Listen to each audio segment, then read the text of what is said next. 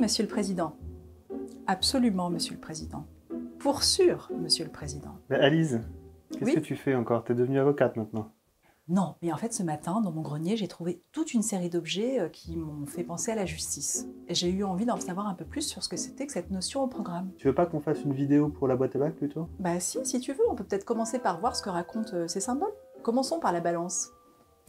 La balance nous apprend qu'il faut peser les arguments de chaque partie pour pouvoir rendre justice. Bah oui, entre le kit bac de français de Tanguy et le kit bac de philo d'Alice, lequel est le plus sérieux?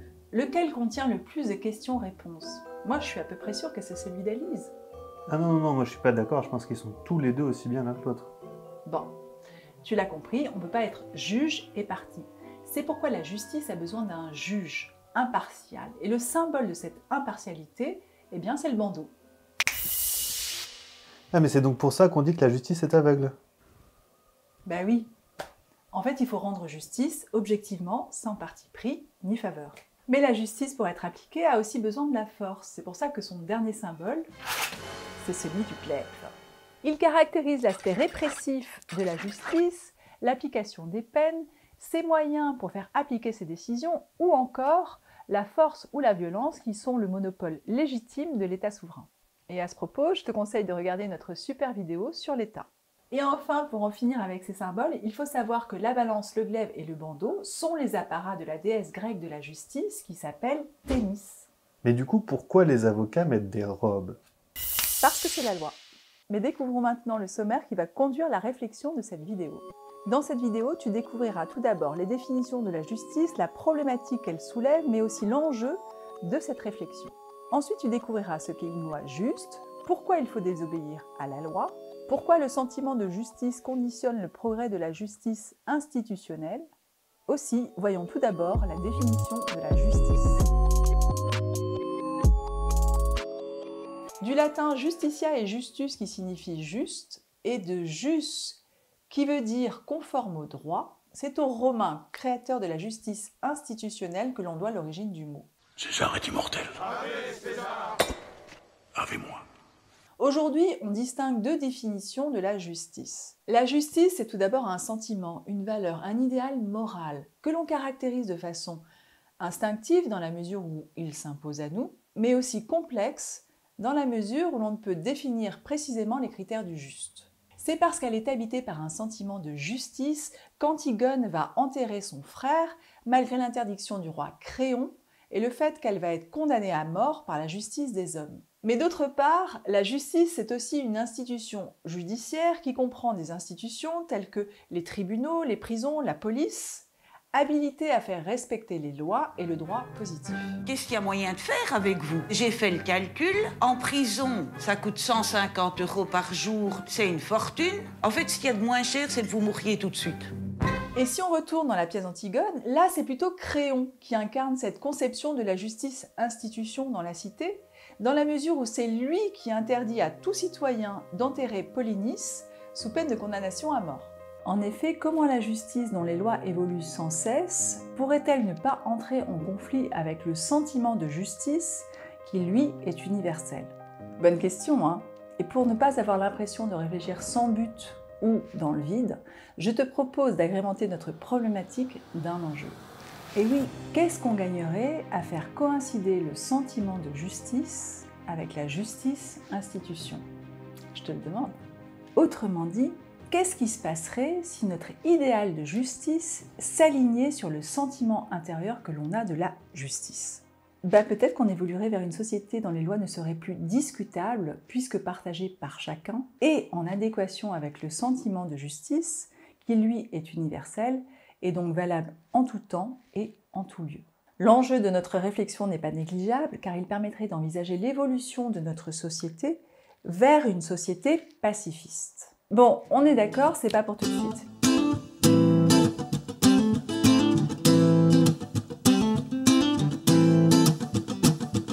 Life's a foolish game. Do you ever feel the same? Mais on peut quand même se permettre d'y penser. Allez, voyons maintenant ce qu'est une loi juste.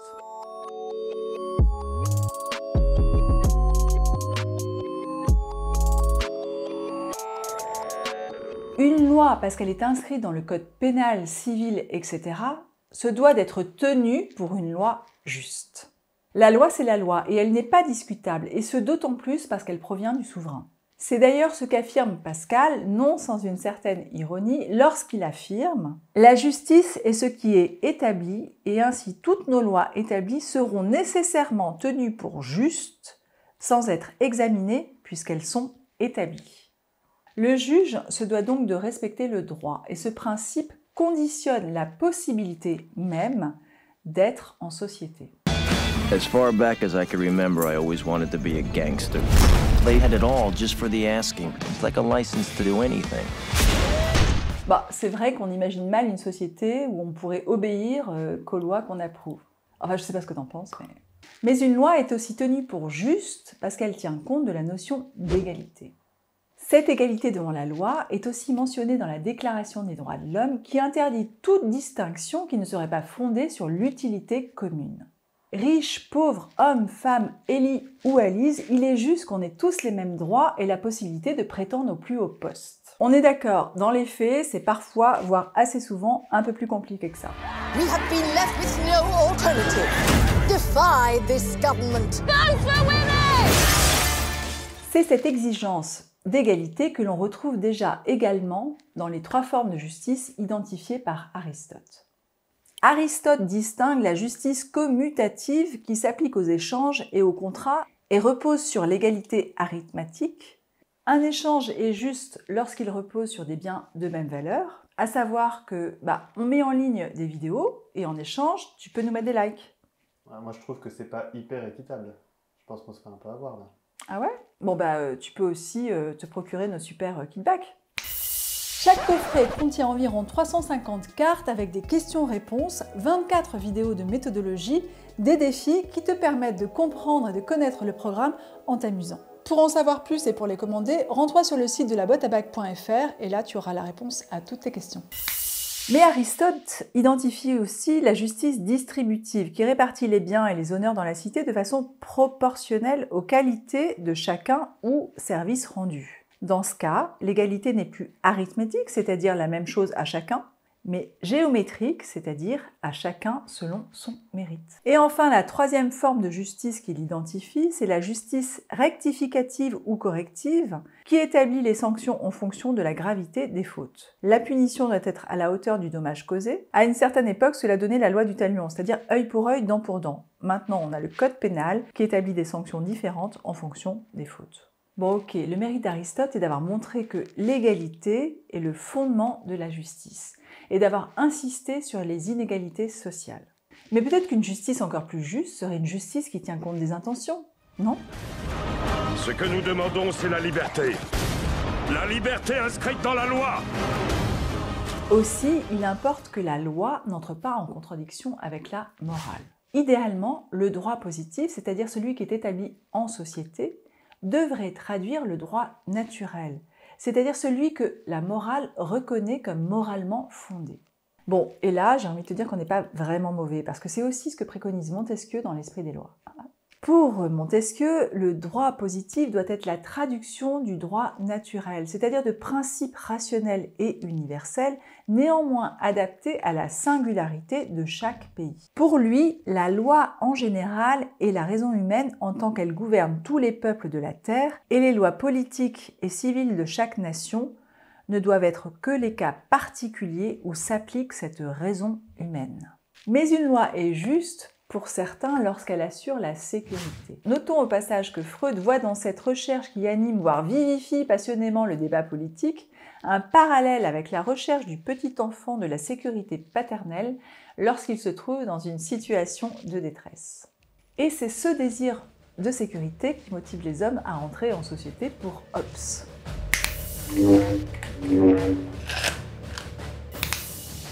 Pour l'auteur du Léviathan, l'individu accepte de se soumettre à un souverain parce qu'il le juge apte à faire appliquer la loi et à le protéger de la crainte permanente de la mort violente.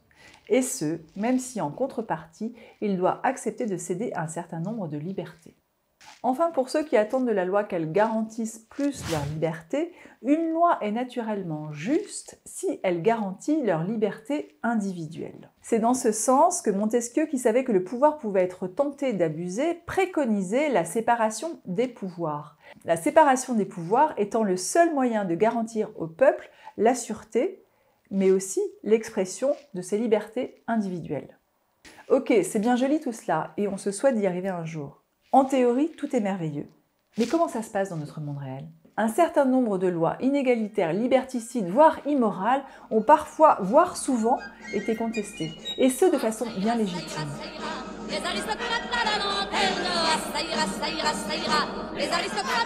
Voyons donc maintenant pourquoi il faut désobéir à la loi.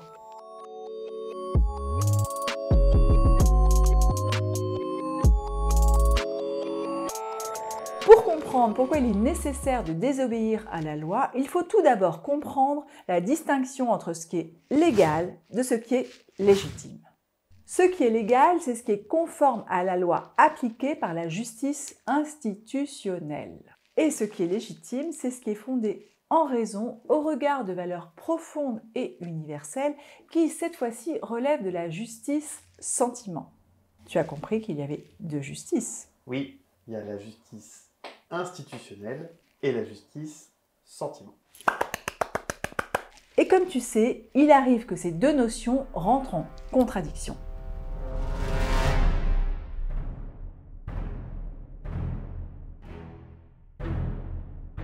Si en temps de guerre, il est illégal de déserter, d'être déserteur, cela devient pour autant légitime si ton armée commet des crimes contre l'humanité. Il est donc légitime de désobéir à la loi au nom d'un principe supérieur qui relèverait d'une justice idéale, complexe et indéfinissable, plus pressentie que pensable.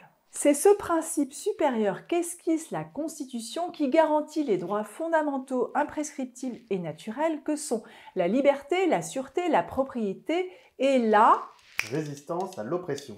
Allez! Ce droit de résistance à l'oppression implique que lorsque la loi est inégalitaire, liberticide, abusive, insécurisante ou immorale, nous devons de la contester. Et l'on ne peut être que reconnaissant envers Rosa Parks, la femme qui a dit non en 1955, en plein temps de ségrégation aux États-Unis, lorsque celle-ci a refusé de céder sa place dans un bus alors qu'elle était assise à la place des Blancs. Ou encore à Nelson Mandela qui a lutté contre l'apartheid mis en place en Afrique du Sud en 1948, car en effet il fallait une certaine dose de courage pour lutter contre les lois mises en place à l'époque. Lise, on est censé tourner quand même à un moment donné. Tant que Tanguy me dit pas que je travaille bien, eh ben je dis non. D'accord, t'es la Rosa Parks de la boîte à bac, c'est ça ? Un petit peu. Ainsi, le fait de désobéir à la loi relève également de notre devoir d'hommes et femmes. En tant qu'hommes et femmes, on doit pouvoir donner notre accord aux lois qui nous sont proposées. On doit pouvoir faire l'usage de notre raison, daude sapere comme disait Kant, afin de ne pas être instrumentalisé par les autorités au pouvoir. Pour appliquer une loi, il faut pouvoir y consentir. On ne peut en effet se soumettre à une loi que l'on juge injuste.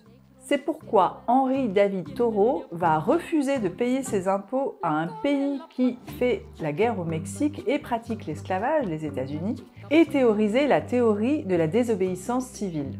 C'est dans cet esprit que Gandhi dira plus tard « Renoncer à la désobéissance, c'est mettre la conscience en prison » ou Martin Luther King « Chacun a la responsabilité morale de désobéir aux lois injustes ». Et dans ce cas, le fait de désobéir devient constitutif de notre humanité. Bon ok, si on conçoit aisément comme légitime les actes de José Bové qui a saccagé des champs de maïs génétiquement modifiés pour alerter sur les risques sanitaires de la malbouffe, si encore on peut se réjouir des actes de Gandhi ou de Martin Luther King qui étaient adeptes de la non-violence, I have a dream today. Free at last, free at last. Thank God Almighty, we are free at last. obtient-on pour autant des choses lorsque l'on conteste la justice institution? Et si oui, comment concevoir un État où tout un chacun contesterait à tout va les décisions de justice en place? Et dans ce cas, la contestation n'est-elle pas soumise à certaines conditions? Mais voyons maintenant dans quelle mesure le sentiment du juste conditionne le progrès de la justice institutionnelle. Le droit humain est imparfait, socle de la justice humaine par définition limitée. Il entre par moments en conflit avec nos aspirations à l'égalité, la liberté, la dignité et par conséquent avec notre inclination pour la justesse. À l'heure actuelle, 46 pays dans le monde ne possèdent pas de loi pour protéger les femmes en cas de violence conjugale. Et en 1802, Napoléon n'hésite pas à rétablir l'esclavage dans les colonies françaises. Mais si la justice institution est limitée, elle est aussi le fruit d'une époque et s'inscrit dans un lieu déterminé. Ainsi, Platon considérait que la justice est ce qui permet en la cité de maintenir l'ordre parfait. Cette importance de l'ordre dans sa vision de la justice est liée à la culture athénienne et à ses origines aristocratiques qui donnaient une grande importance à la stabilité.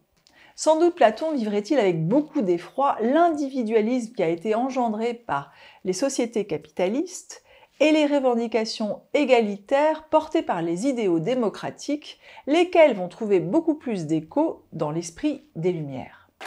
Silence! Faisons le serment, ici et maintenant, de ne jamais nous séparer et de nous rassembler partout où les circonstances l'exigent jusqu'à ce que nous ayons donné à la France une constitution.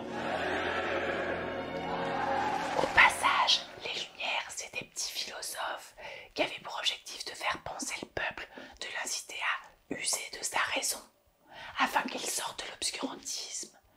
Note au passage que ces idées vont se propager dans le peuple grâce aux journaux et aussi aux livres, et petit à petit vont aboutir à la révolution. Comme quoi, faire de la philo, moi je dis ça, je dis rien, mais c'est pas toujours inutile. Les représentants du peuple français, constitués en Assemblée nationale, considérant que l'ignorance, l'oubli ou le mépris des droits de l'homme sont les seules causes des malheurs publics et de la corruption des gouvernements, ont résolu d'exposer dans une déclaration solennelle les droits naturels, inaliénables et sacrés de l'homme. Mais ces penseurs sont aussi ceux qui ont pensé la perfectibilité de la justice et son progrès possible. La justice est perfectible. Dans Qu'est-ce que les Lumières? Kant, qui croit en le progrès des hommes et donc de la justice, affirme « Les hommes se mettent d'eux-mêmes en peine peu à peu à sortir de la grossièreté, si seulement on ne s'évertue pas à les y maintenir. » Pour lui, l'avènement d'une justice institution en accord avec une justice sentiment passerait par la diffusion des Lumières parmi les hommes, qu'ils soient simples citoyens ou dirigeants.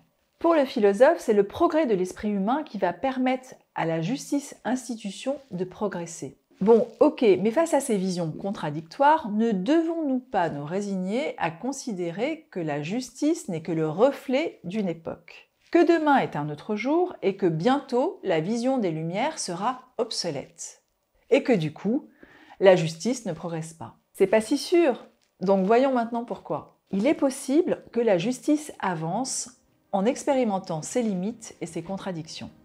Hegel considère que la justice progresse par l'expérience, à travers des mouvements opposés qui mènent à une synthèse. Ce sont par leurs tentatives, mais aussi leurs échecs, que les philosophes et juristes améliorent le droit positif afin de le rapprocher d'une meilleure justice. De la même façon, on peut penser que le dialogue entre la philosophie et la justice va aider la justice à progresser. Et on peut espérer que la théorie sur la banalité du mal d'Hannah Arendt, issue de son étude du cas Eichmann, nous incitera à user plus à l'avenir de notre pensée afin d'éviter de sombrer dans l'inhumanité. Il faut rappeler que lors de son procès, Eichmann, le criminel nazi, que l'on imaginait comme un monstre froid et ignoble, va s'avérer être un être médiocre, exécutant bêtement les ordres de ses supérieurs. C'est ce qui va permettre à la philosophe de déduire que, contrairement à ce qu'on pense, faire le mal est banal et découle d'un vide de pensée. Il n'était plus capable du moindre jugement moral. Cette incapacité de penser a engendré la possibilité chez des hommes de nature ordinaire et médiocre de commettre des actes cruels dans des proportions gigantesques, des actes incomparables à tout ce qu'on avait vu auparavant.